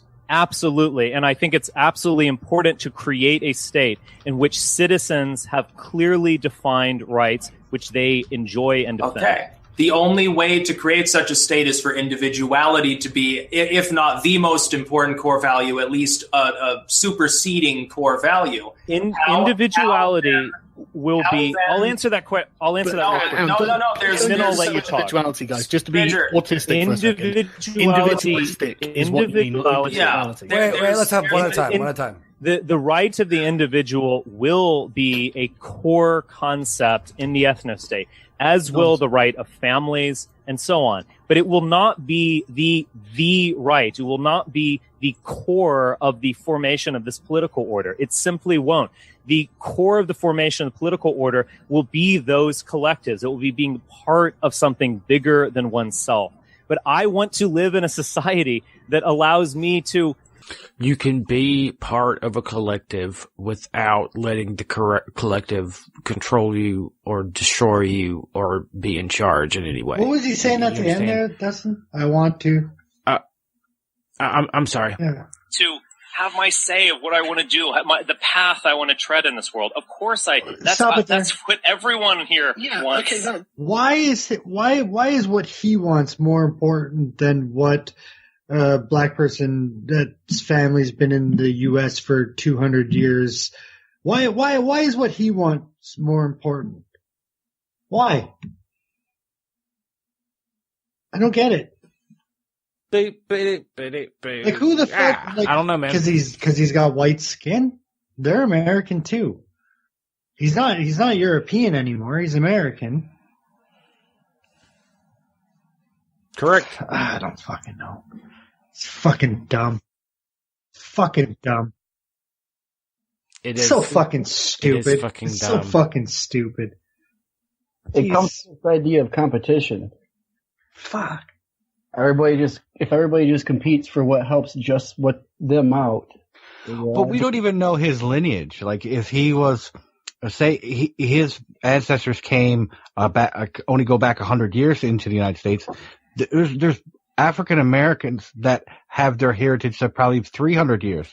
So which one's more American? No, that's a good point. I pointed out to my brothers and sisters because they're half black. I'm like, your ancestors have been here longer than mine. They came over in the 1800s.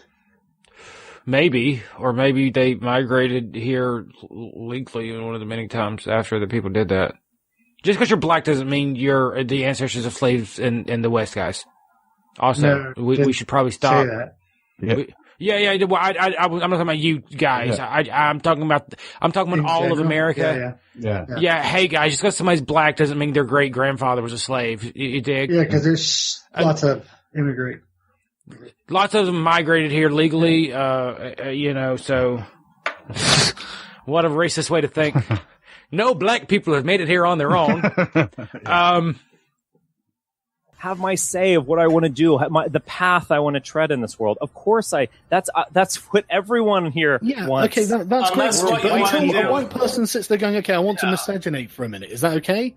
And then you suddenly, no, you can't do that. It becomes so much more difficult in the internet era because those white, unless you have censorship at a Chinese or post-Chinese level, some of those white individuals will say, well, I don't fucking see the need to have just whites. Why don't we start a reform movement? We'll get some East Asians in there. They're smart, they're hardworking, they're lawful, and they're kind of light skin. Why not have some Japanese immigrants? And then over time, you'll have these movements.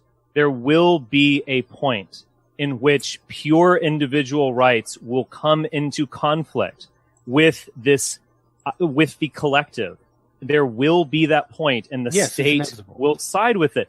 So you could say that statement about effectively every other political order, the political order you live in. There are limits to your individuality. We enjoy the right to bear arms in the United States. We can have guns. We cannot have rocket launchers.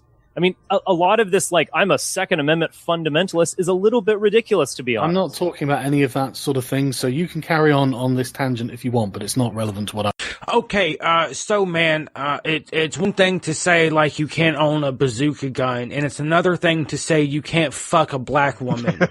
Okay? All right? You're argument ad absurdum, sir. Well, that's what I was saying earlier, right? It's not even fucking bring it back to base. And frankly, I troll a lot of alt-right groups. And let me tell you something, gentlemen. They love their little Korean and Japanese girls. Holy shit, do they love Asian women. It's funny.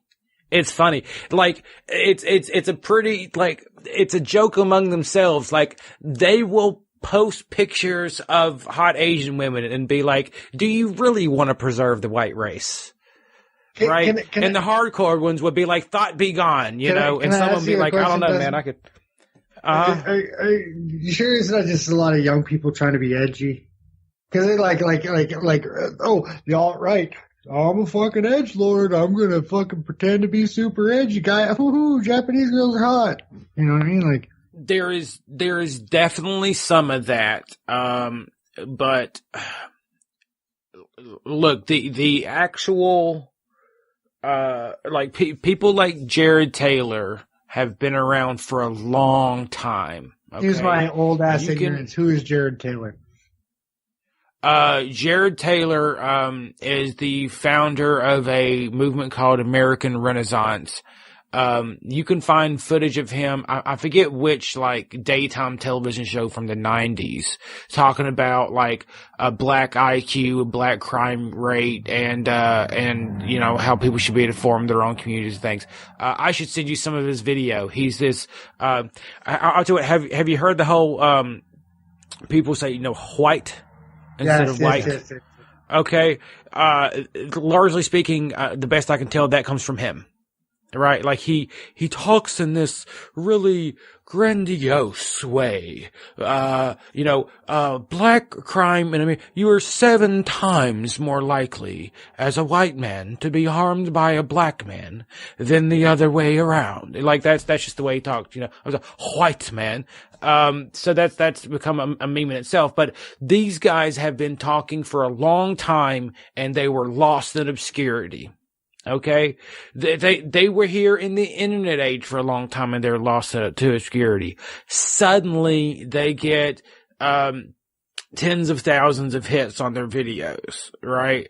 And sometimes hundreds of thousands of hits. You know, you have, channels coming up like the Alternative Hypothesis, which focuses, solely on, the genetic differences between the races, and he, puts together some good and some bad arguments, you know, because there are, you know, legitimate differences, that can be measured.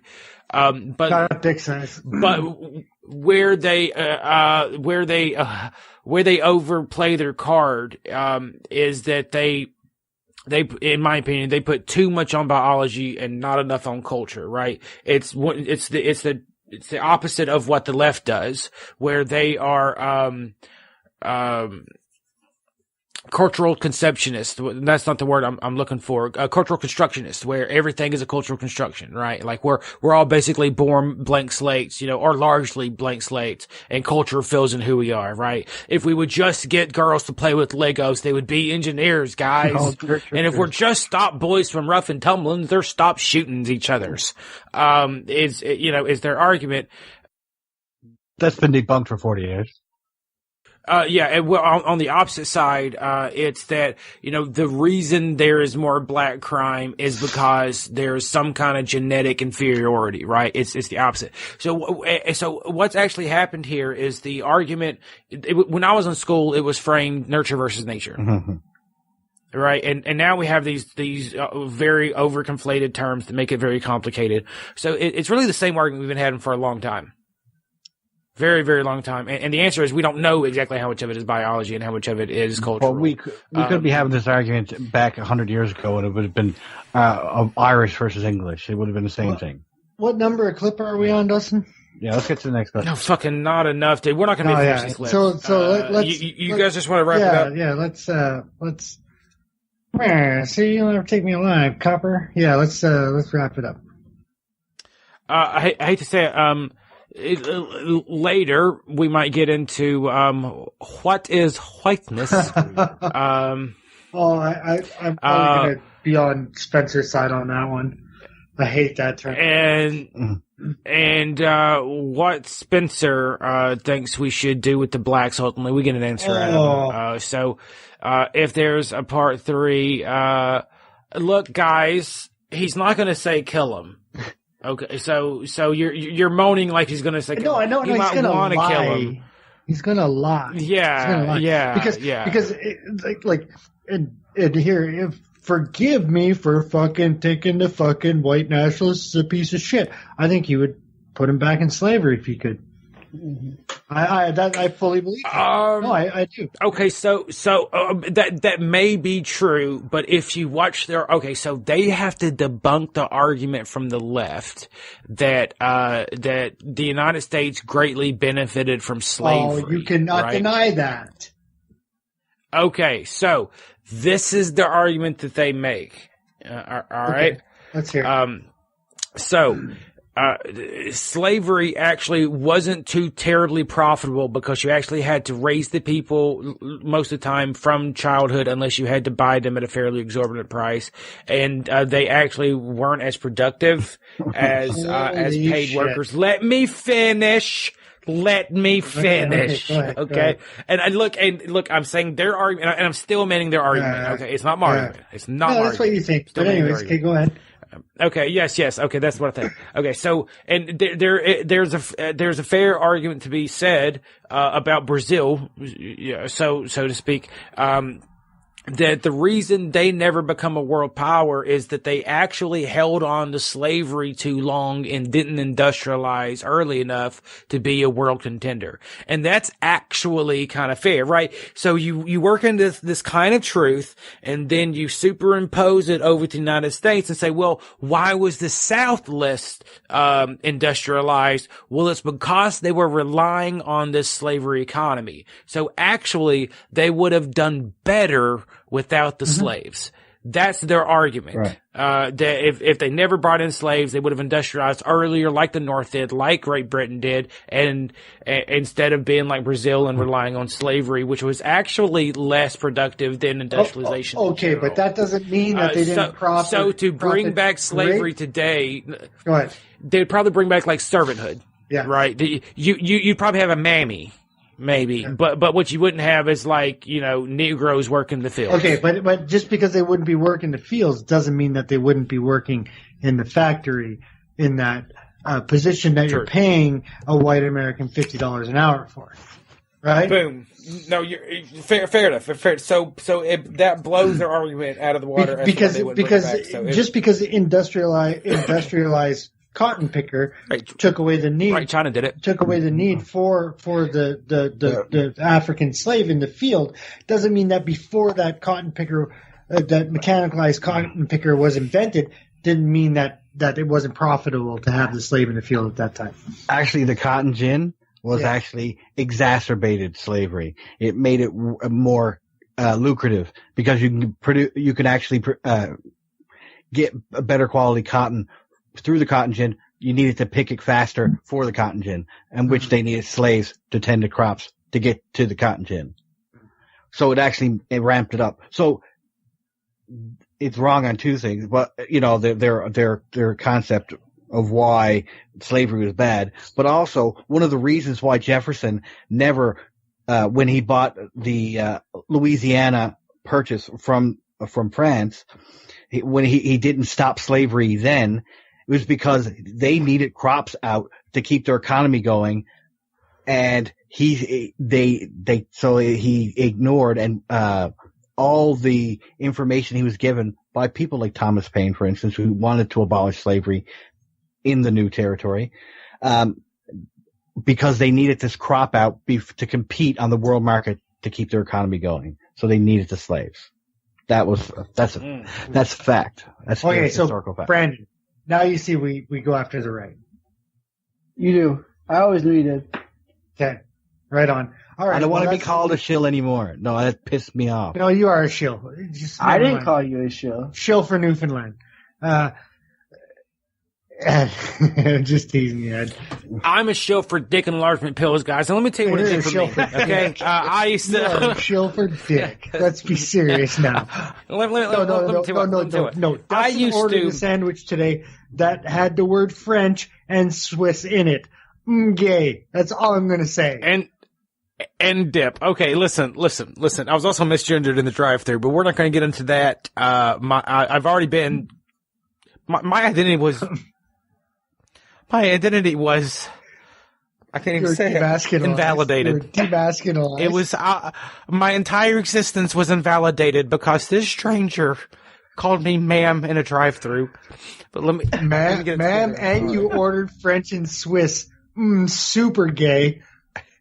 Super gay tranny. Okay, I forgot what I was going to say after that. There was something serious. I got lost in that. Oh yeah, real quick. I've been in Facebook jail, guys. Oh yeah. Today is day 1. Today's day. I just thought I'd let the guys. Right? Of 7. Everyone. Oh god damn. I got 7 days. Look, okay. I will not tell the people at home what I posted in this closed group to someone that told me that a picture of Jesus fucking shh. What I was going to say is you could Google image the phrase Jesus fucking Christ and it'll be one of the top pictures. So you can find out yourself. You're smoking. Oh, congratulations. Yeah, congratulations, Dave. For a week now. For a week. Have you had the dreams yet? I don't get anything.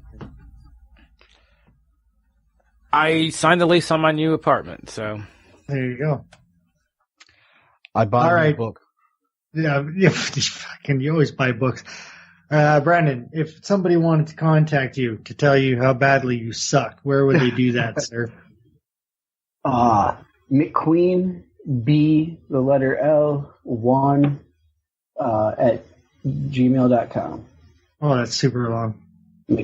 Okay, how about you just go to Facebook, Google Everyone's Wrong, okay? And join the closed group, and Brandon is there to harass. Okay, you can come there. I'm giving you I'm just kidding. Please don't harass Brandon. We would never condone such actions. But I'm giving you full permission to harass Brandon. So go on. I wanted to just make one last point about the cultural American thing. Is it possible for people to have both an American culture and a culture from their home country, like a little bit of both?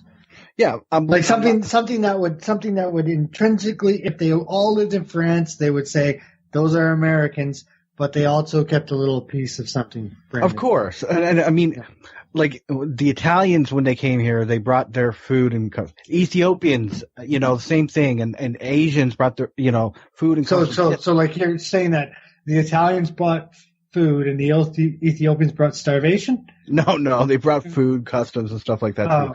I'm not talking about giving up everything. I'm just saying that you. No, I was asking Brandon. Oh, okay. Yeah. Oh, and that's because like you were like, I don't want there to be like one American culture. But what I'm saying is it possible to have something that like an American culture that you would be able to say like those are Americans, but like if unless they're like 4 generations in, then fuck them, they're Americans. But if they're like, like second generation, then they can say, I still have a bit of that culture. I mean, you know what I mean? To me, the reason why I asked the way I did is because I don't think there's an easy answer to that question. What is the American culture that binds us all together? I'm not sure that if you ask... No, there's American cultures. But there's also this melting pot idea that the term melting pot I have always had a problem with. And okay, the melting pot is a tiny bit of live and let live and individual freedom and the American dream of working hard and earning what you get. Okay, that's the melting pot. And well, yeah, I got a problem with the idea that live and let free is an American live and let live. ideal, or live and let live is American idea. It's not solely an American ideal. I'm sorry. It's the very. I'm sorry. I'm gonna disagree with you on that. It's in our founding document, and I believe it's phrased. Everyone has the right to pursue happiness. Tell somebody that with a bunch of tattoos and long hair back in the 90s. Yeah, but again, look, man, it's not perfect and it doesn't always come through, right? What country always, like, every citizen within the country lives up to the ideals of the country, okay? That doesn't make them un-American, okay? But the American idea largely, you know. But I think if you found yourself in another culture and you did find a bunch of people that were living in the U.S. and then all of a sudden were in that culture, you guys would have a lot in common. That's right. And I think so, too. I just think it's really hard to describe. And I think that if you ask a bunch of people, you're going to get a bunch of different answers, which kind of takes away. Like, to me, the best answer I come up with is classical liberalism. That, to me, is kind of what is the binding American culture. But it's still not a great description. Yeah. Oh, yeah, I'm out, guys. All right, man. Have a good one. Have a good night. Brandon, thank you for coming on. Buddy. Talk to you later. Everyone listening, thank you for listening. Find us on Facebook. Find us on YouTube. We're going live within the next, like, as soon as I move, I'm moving in March. So within a couple weeks after that. Remember, now Dustin's a woman, so. You're going to be surprised. It's Dustin. The E is silent, you cocksucker.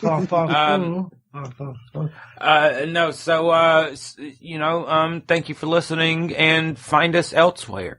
We would like to hear from you.